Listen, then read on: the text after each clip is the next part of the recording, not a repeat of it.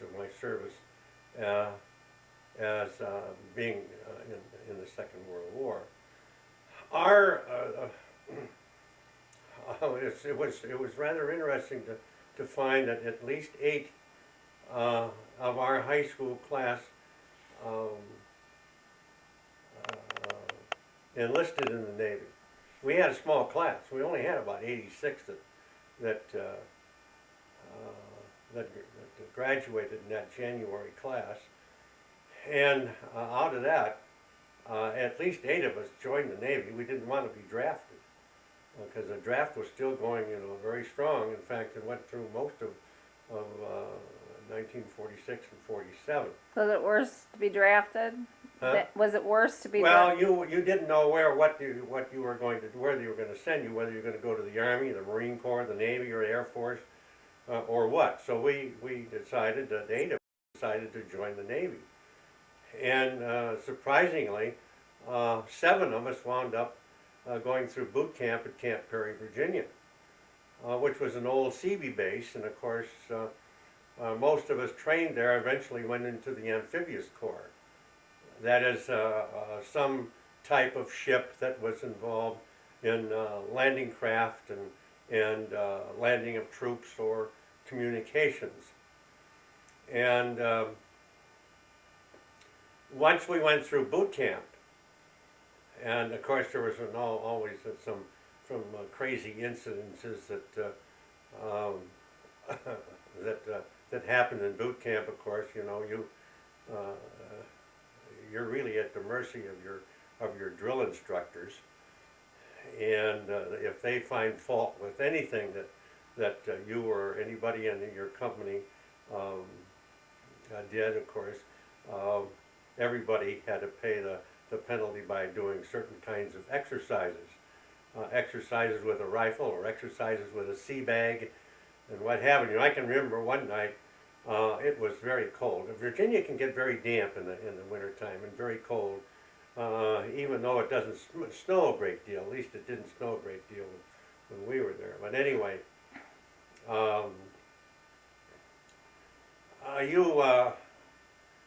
you were told when you went to bed at night, you wore your skivvies.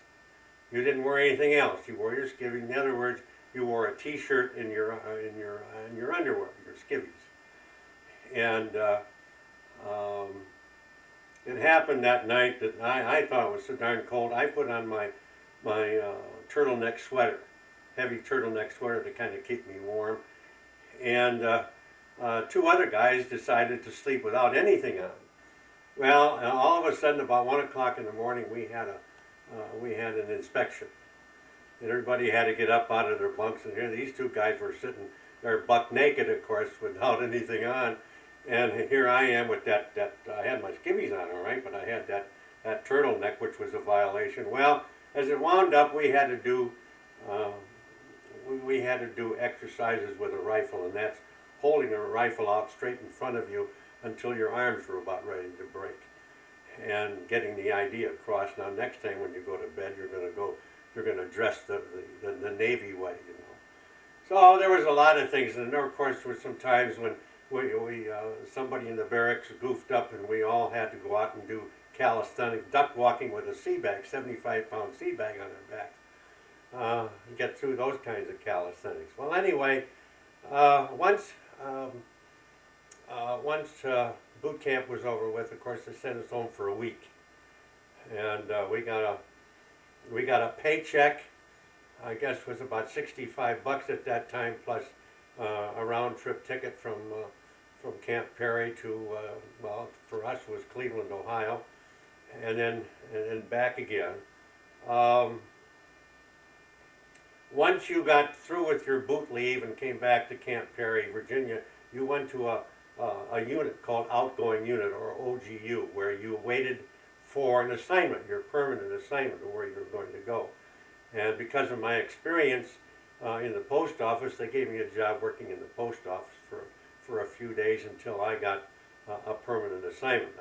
The original assignment that I had was picking up a destroyer out of Boston, going up into the North Atlantic.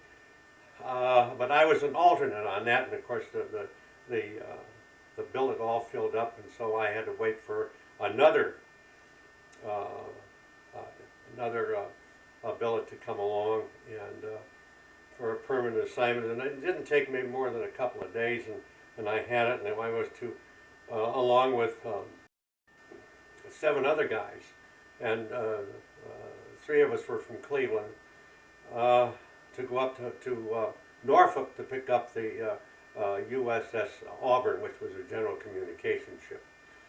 And we had been assigned to a flag division, which is an admiral's division. In other words, wherever the admiral went, our division would go. If he went aboard ship, we went aboard ship. If he wanted to stay on land, we stayed on land. And so we went. No, we took a bus ride from Camp Perry over, and we got there and we settled down in the barracks, waiting for permanent orders. And a fellow from my high school, Richard Petty, whose father was one of the chief custodians at Shaw High School, came over, and of course he said, "Your ship is not here." He said, "Your ship is up in dry dock in Philadelphia." And he said, "Why don't we? I'll get you Liberty tonight. We'll go into town." And of course, so I went along with Rich that night. We went into Norfolk and had some fried oysters and a lot of good seafood, and a couple of good Rosettas. Rosetti's restaurant was one place that we went. Anyway, the next morning we boarded a troop train, and if you've never been on a troop train, it's a very interesting experience because the seats have been gutted out of some of these cars, and you can pile 4 bunks high, and you practically have, if you're on the bottom row, bottom 2 or levels, you always got somebody's rear end almost in your face, and but it was only one night that we had to spend on that train going up to Philly, and sure enough, we get up to Philly, and the Auburn was there, getting ready to come out of dry dock and ready to go take its a trip down the Delaware River. It's for a shakedown cruise, you might call it, shakedown cruise. I think the whole ship was shaken by the time we got into the Delaware River, to tell you the truth. It was still a bucket of bones as far as I was concerned. But anyway, it was a general communication ship. We were assigned to the flag division, and we were radio operators. Although at that time, none of us knew how to send or receive Morse code. I don't know what the Navy, of course, it's all far more electronic than it was then. But anyway, we spent another week and a half or so in Philly, and of course that's when I came in contact with my cousin Peachy and her family, which I hadn't seen for I guess ever since I was 5 or 6 years old, And Is she on the Ward side? she's on the Ward side, yeah. I'm my Uncle Roy. You're great Uncle Roy. And they lived on Tree Street down in South Philly, which was not very far from the Navy Yard. And Uncle Roy was a chief. He was an engineer, chief engineer. In other words, he took care of the power plants. Had a license to do so, and of course had a good job with the Navy. He'd been in the Navy himself during the interwar period between the First and Second World War. Well, we spent some very comfortable almost 2 weeks with them, and of course almost every night after I got in touch with them, we went in and spent time with Aunt Vi and Uncle Roy and Peachy. And because at that time Peachy found that she was very fond of one of the fellows that was from Cleveland. Oh, it was actually Jack Sarah was from Canton, but anyway, it was close to Cleveland. And Was he one of the guys that was with you? Yeah. Okay. Jack and Donnie Schellenbarger, myself, and I think there may be a couple of others, Walt Steidel. We all went over, and of course we made it.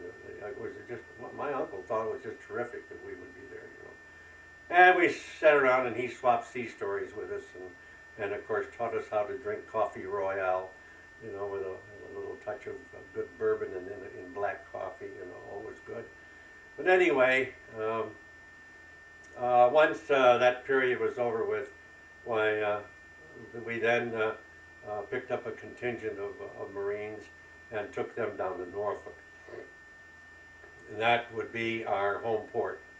That in Boston, depending upon what time of the year, wherever the admiral wanted to go, of course, that's where the ship went.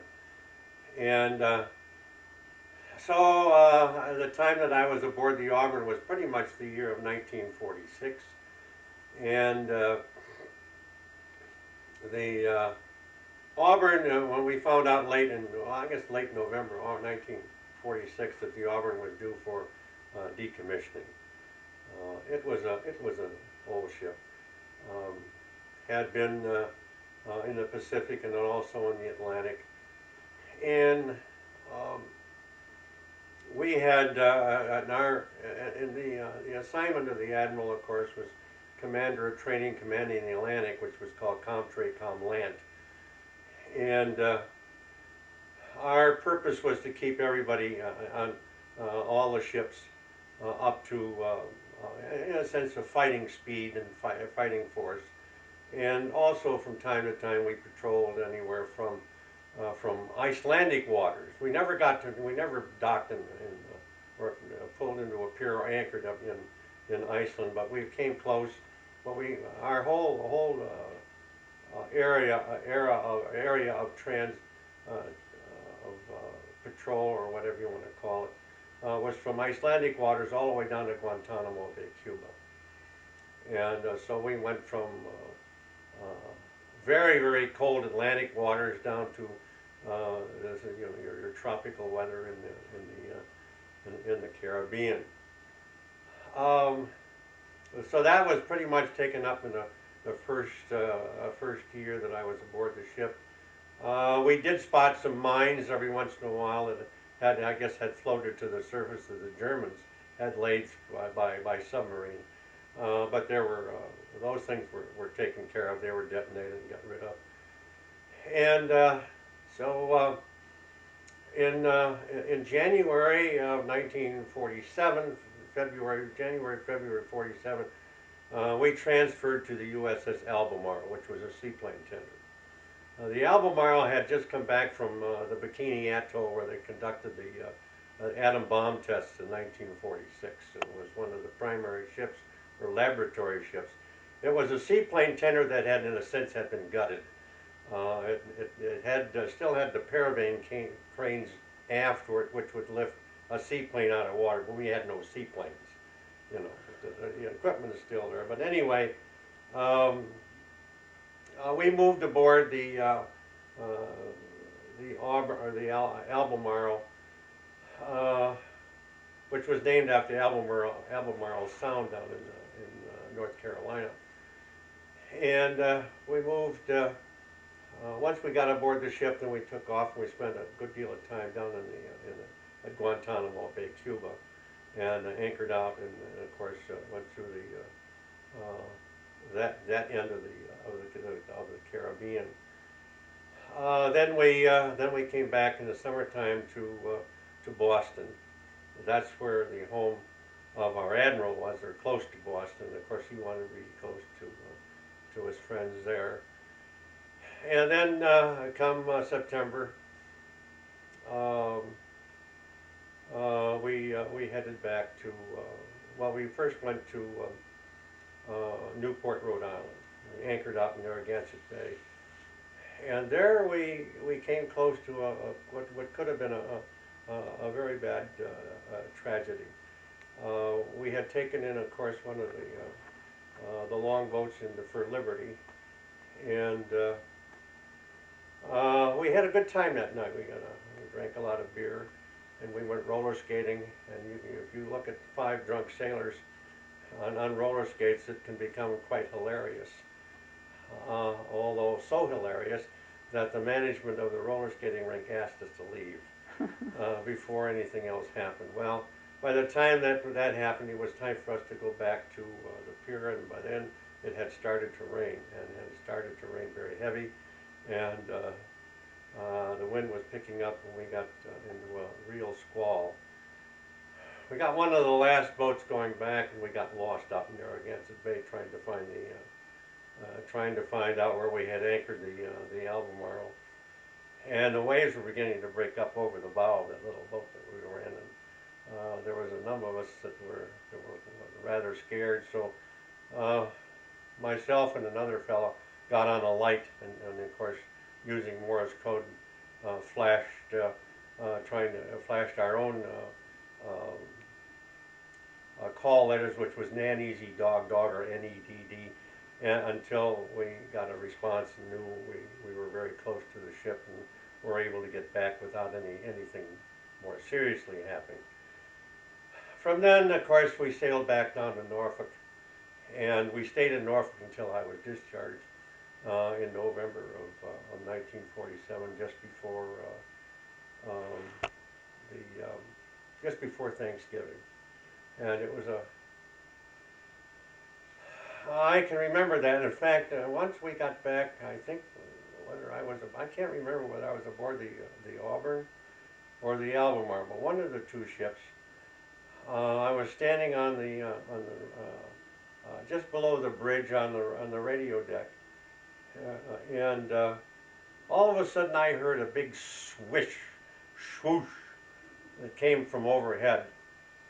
And here I looked up, and that was the first jet that I ever seen in my life, a jet fighter that had taken off from the Naval Air Station at Norfolk. Never seen one before. Never knew what it sounded like. Now I did. Then I found out that this was these new jets that we were flying now in the Navy. And I guess at that time you didn't hear any particular sign of sonic boom until they got way away from the naval yards and from the Naval Air Station. But all I heard was that big swoosh, and I looked up, and there it was. I asked somebody, "What is that?" They said, "That's one of those new jets that we're flying now." And I had never seen one before. You know, we had props during the Second World War, prop aircraft. So anyway, that pretty much takes care of the service. I might add that there was a time when a lot of our officers were Naval Academy graduates, and I got along with them very, very well. And they asked several of us if we were interested in going to Annapolis, and naturally we said yes, without asking too many questions until. Then they began to explain what we would have to do. We would first of all have to take a test, a general aptitude test, which included science and math and all of this stuff. And I'm pretty much sure that it was overloaded with mathematics and science. Anyway, if you passed that, then you had to go to the Naval Preparatory School at Bainbridge, Maryland. This was the Naval Academy's preparatory, where you went 1 year, and you passed that, of course, then you went to the Naval Academy.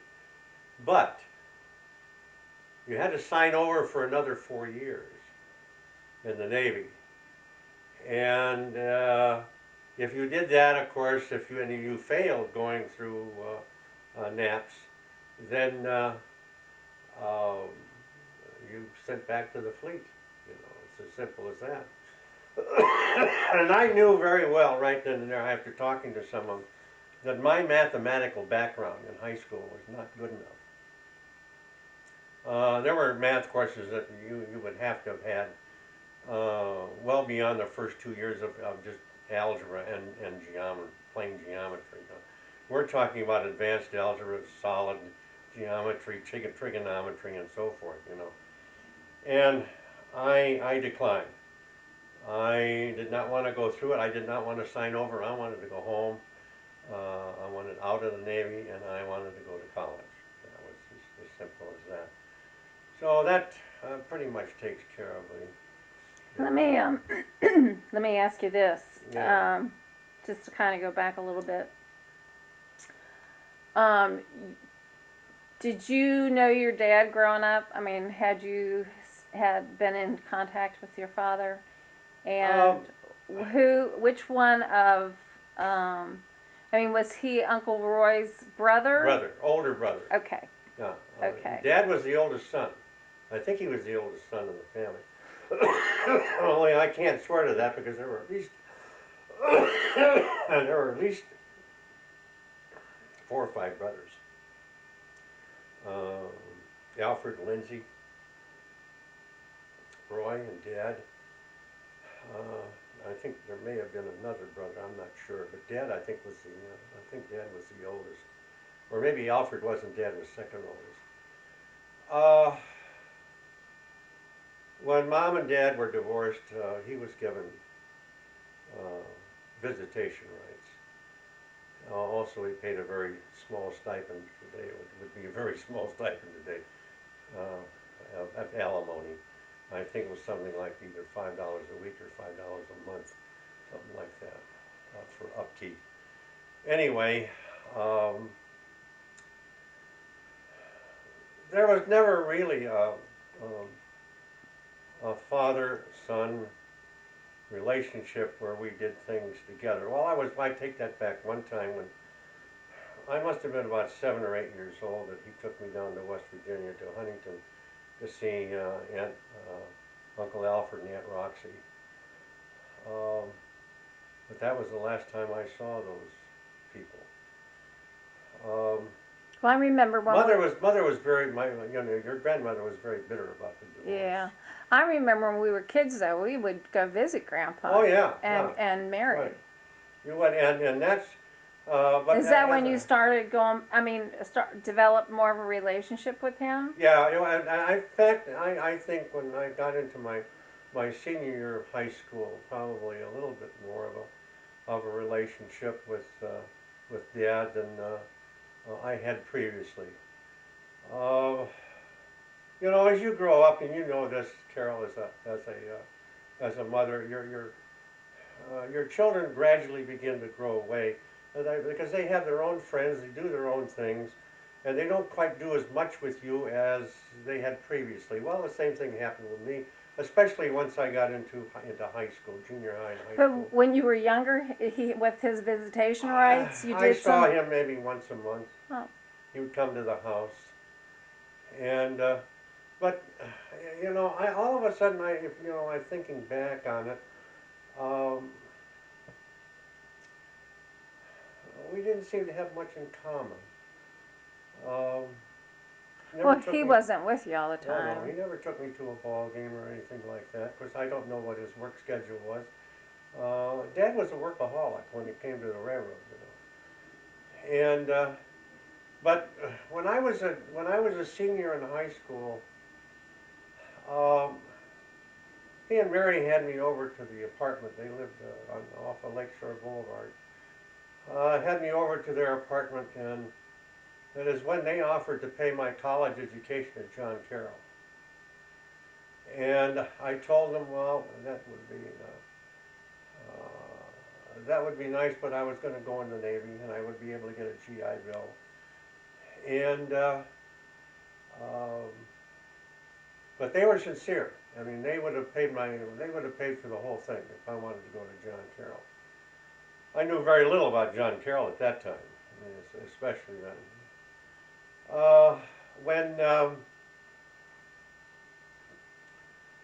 When our troop train was ready to leave for Camp Perry, Virginia, Dad came aboard the train. Well, he had clearance; he could come aboard the train, and he gave me a St. Christopher medal, which I wore all the time during I was in the Navy. And he said, "Wear this," and he said, "It'll keep you safe." I might add, there was one particular point in 1946 where our ship was, and all the ships in Norfolk and in the Atlantic coast were put on high alert. There was a definite fear of going to war against the Soviet Union. And that was the only time that we really were ready to go and move in that direction. We were, of course, the crews the crews aboard the ships at that time were beginning to dwindle because many of them, you know, up through the middle of June of 46, July, many of them left and went home from being discharged from during the Second World War. Well, anyway, getting back to my father. Uh, uh, I wrote occasionally. I wrote occasionally to my family, you know, to grandma and Aunt Betty and my mother. Probably not as much as they would have liked. Of course, I would call every once in a while to reverse charges.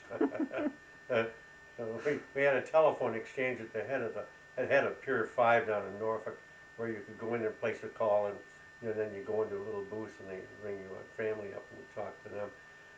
That was more important to me than writing a letter. I was a very poor letter writer to begin with. But I kept in touch with Dad, and especially after your mother and I were married, and we had you and Terry and girls. We began to see more of him. Yeah, I than we remember. did, right? Yeah. And I remember really good things about him. Oh yeah. Very good He was things. a good man. Yeah. I've heard, you know, both sides of the story, and I cannot fault. You know, my mother just was very livid over the divorce. Well, I can't fault my dad. Never did. He was my father. Whether I had a strong relationship with him or not, he was still my father. And I loved him. And You look a lot like him. Really. Yeah. The pictures that I have, yeah, it's amazing. We have a picture of you and Grandpa standing in the driveway at Highland. yeah, And it's amazing the resemblance. yeah. So somewhere in between, as always is the truth, where the truth lies, somewhere in between the two stories that I heard, is the truth about their relationship, the dissolving of the marriage, and what have you. Because, you know, stop and think, he was married to Mary for over 40 years. And Grandma never remarried. Yeah, she did. Oh, that's right. I remember Mom Yeah. saying that. She remarried, and it didn't last a year. She married a fellow by the name of King Hadley. And I guess I was a sophomore in high school when that happened. And of course I told Mom, I said, I'm not moving with you. I said, I'm staying here with Grandma. I said, I'm going to continue on at Shaw High School. This is where I live. This is my home. And that's all there was to it. Whatever broke up that relationship, I have no idea. I think it was ill-fated from the very beginning. He was kind of a smooth talker anyway, you know.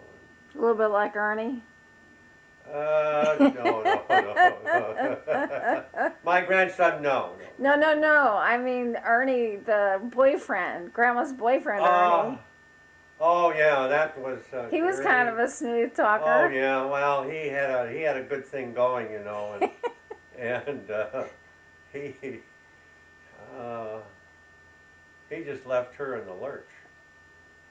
Well, she, you know, sooner or later, a woman who was several years older than the fellow that she's dating, sooner or later the aging process is going to catch up with you, and it did with my mother.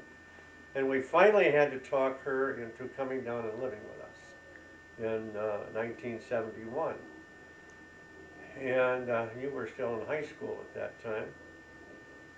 And I know it was extremely difficult on you girls, on the boys too, but extremely difficult on her too, because she didn't, I don't think, quite understood what was expected of her or anything else. Well, 9 kids thrown at her. Oh yeah, 9, especially ours. Yeah. You know, and well, yeah, I don't mean that in a derogatory sense, but I mean 9 you were very active, and I think uh, you were beginning to develop minds of your own, and um, of course I thought that that was very good. I didn't have to argue with you, let you go ahead and do what you wanted to do, you know. No kidding. But anyway, when she came down to live with us, he just simply left. Well, he came down once, I think, to bring some furniture, whatever, and then he was gone. And then he left and never came back. Never came back, and of course that almost destroyed Grandma. Really did. And she kept thinking, because now, I was 16, 17-year-old Sure. then, and she kept thinking, he's coming back, he's Yeah. coming back, and the years would go by, and she was still thinking he'd come back. I remember when John and I, after we got married and we were taking off for California, Yeah. she was still thinking he was coming back. Yeah. Because I would go in and talk to her. Yeah, that was difficult for your mother and me, because she never seemed to want to settle in, you know. Oh, he's going to come back. He's going to come back and take me home. Well, I'm not sure that at any one time that they ever either Ernie or my mother had an idea about marriage. You know, it was a relationship of convenience. Which today is considered okay. Yeah, today it's okay, right. And, you know, we've had, in our, well, I don't want to say too much. I'll say it off camera sometime too. Leave it go at that. Well, okay. yeah, well, you've experienced some of it, and we'll leave it go at that right now. After camera's over with, then I'll talk to you about it. That's another story. But Well, I tell you what, growing up though, what I remember is that you and Mom were definitely in our lives. I mean, I remember the basketball hoop out back, and you're the one that taught us how to play basketball. And you had 3 girls first, Oh, you yeah. know, and didn't Yeah. treat us any differently than you would if you had 3 boys first. That's right. You know, and those are the things that I remember growing up. I told John, I said, to him it was like he had 3 boys. It was no different. Yeah. You were my girl. But we played basketball, played baseball, football. We did all yeah. the things that any boy would do, Yeah. or any boy that you would teach. Yeah. So Yeah. I know we felt, and I think that's the attitude we have today. Is we're no different than any boy, no different than our brothers. We did all the same things. I've always whether there's special relationships, and there's special relationships. A father has a special relationship with his sons, but he also has a special relationship with his daughters. And in either case, they're, I think, a little bit difficult to define.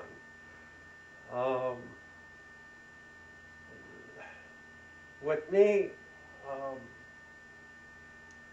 it was I never wanted to be very far away from any of you. No matter where I went, what I had to do. The only thing I could think of was, let me get the job done and I'm going back home, you see, to be with my family. They came first. Right. And you said Grandpa Ward was a workaholic, and the only time I ever remember you not being with us is when you were working on your dissertation and getting your doctorate. But Right. still, you were in the house. I was still in the house, right? Yeah, you were still there, and it wasn't such a it wasn't defined as being really a workaholic. Yeah. Where somebody was away from the house all the time, Yeah. because you were there working. And those are, those are all memories that I have. I wonder, well, Dad, of course, he went to work on the railroad when he was 16 years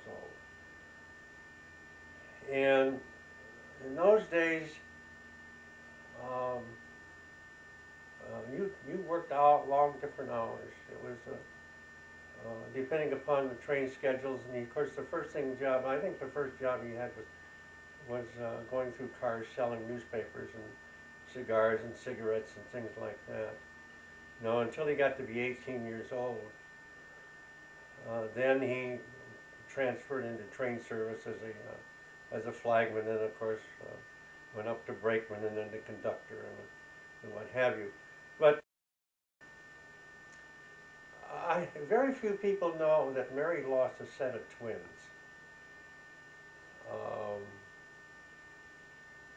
I can't remember how old I was, but she lost a set of twins prematurely. And I think after that she could no longer have any children.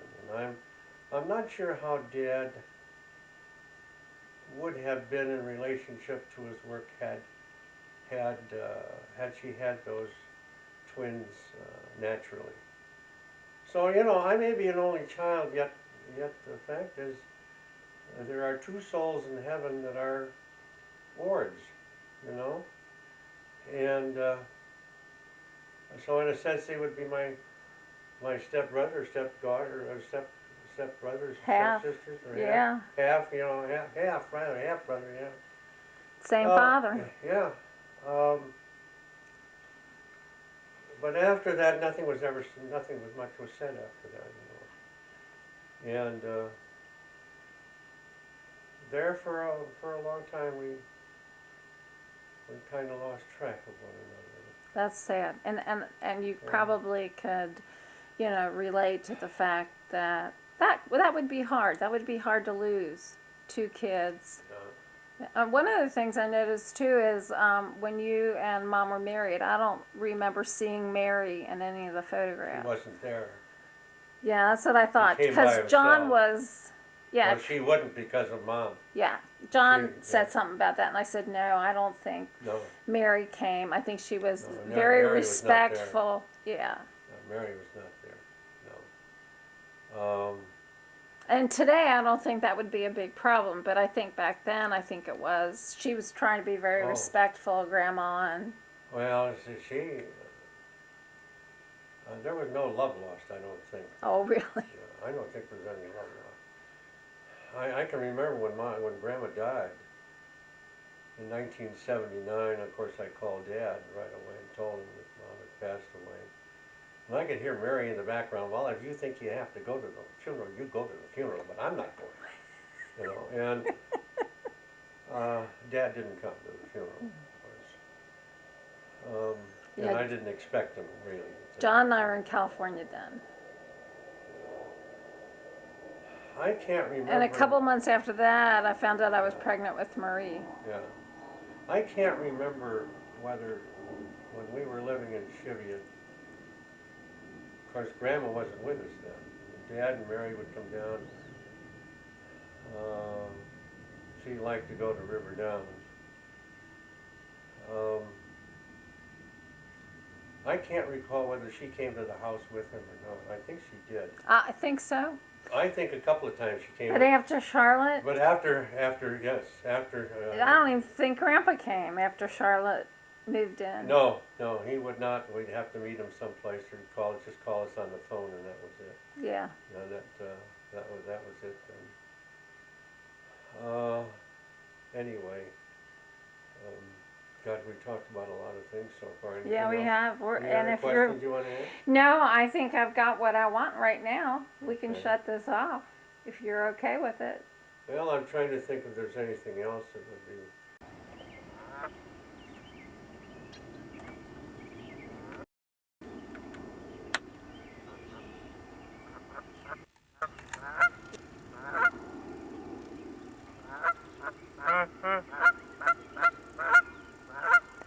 Say hi.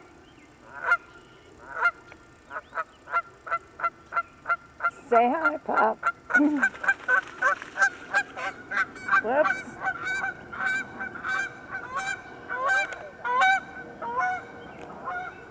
Say hi. Hi, how are you? Fine. How are you? I'm doing fine. Good. Good. Good.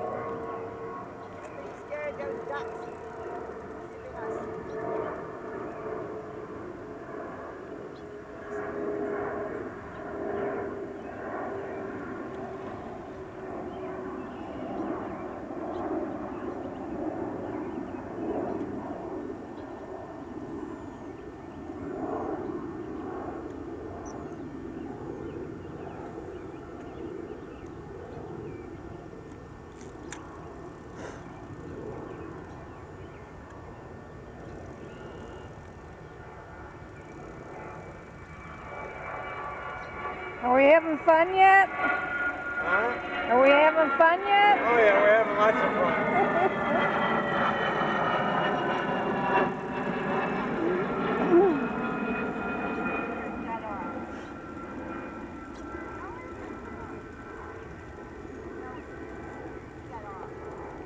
I went right over and did that. That's kind of where the gas is.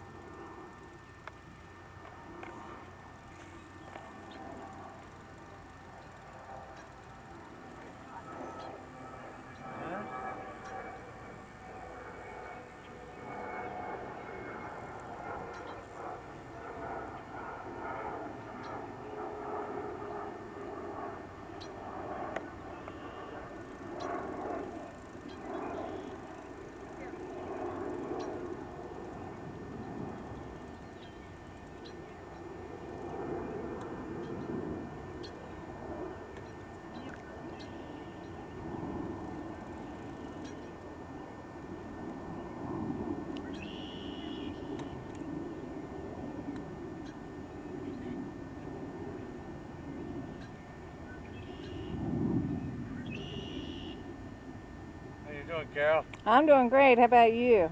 I don't know. The fish knew I was here. They've gone someplace.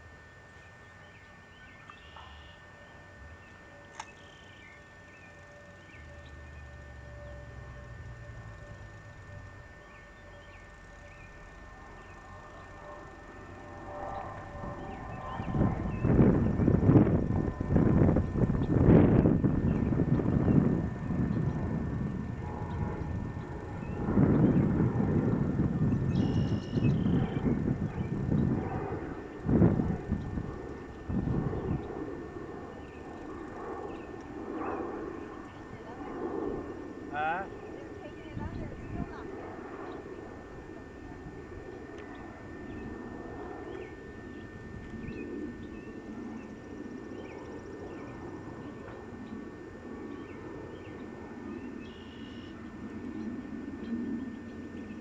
Blue.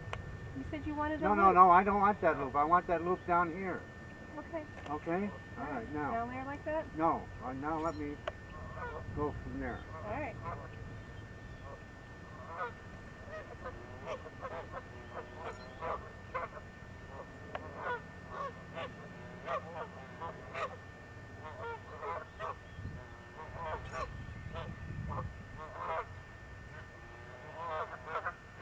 They make a lot of noise, don't they? Those are Canadian honkers. Doing their job. Now go back down through that loop that you made, right? Right there. Okay.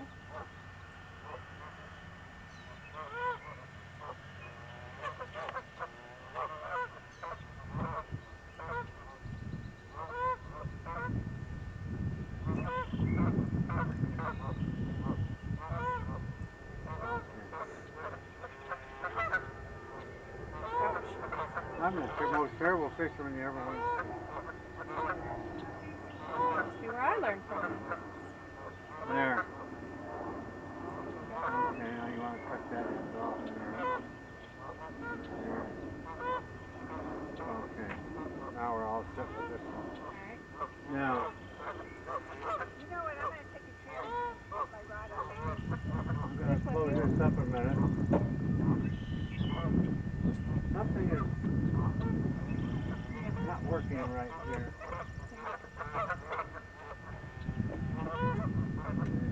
I'm going to go to the bottom one now. Okay.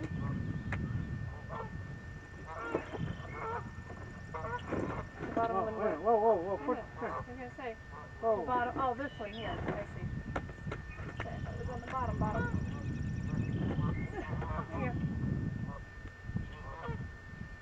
Okay.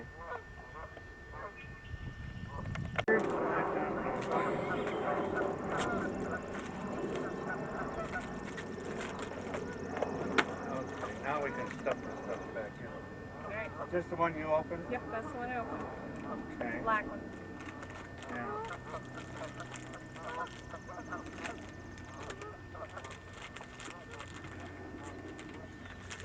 He had Oh, fun that's the one other you night opened. throwing everything in my basket.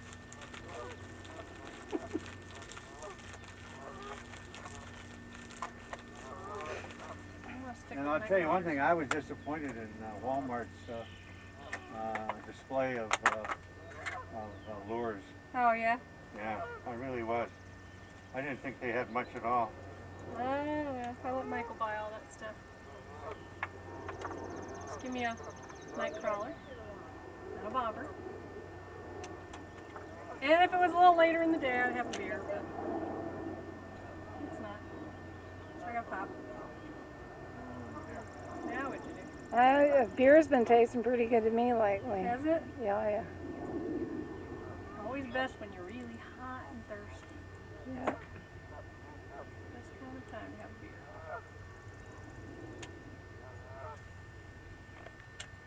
That's not bad. Batch. Huh? Get her back so when she took home, because they're still wiggling around. The one I had just 2 days. They're all dead.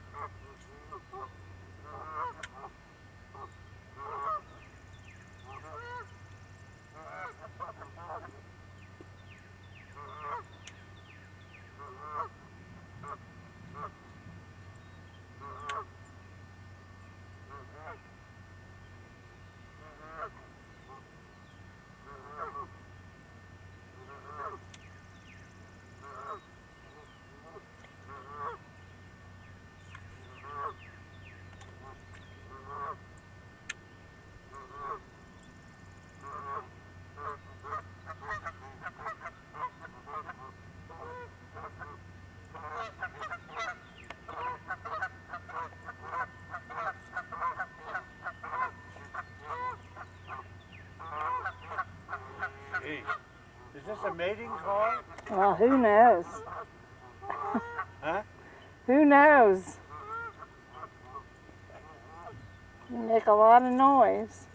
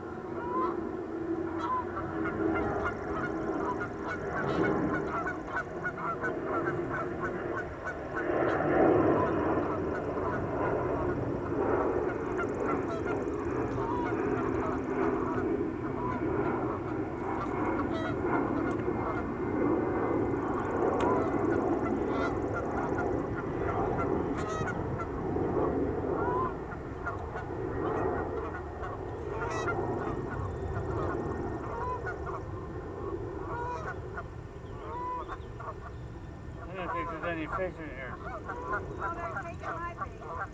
They keep sending, they keep getting.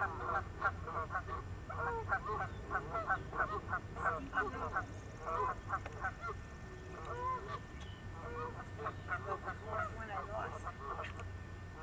No good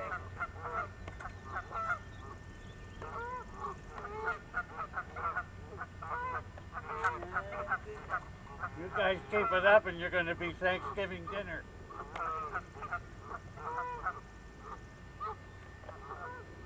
How about Father's Day or Mother's Day? That's closer.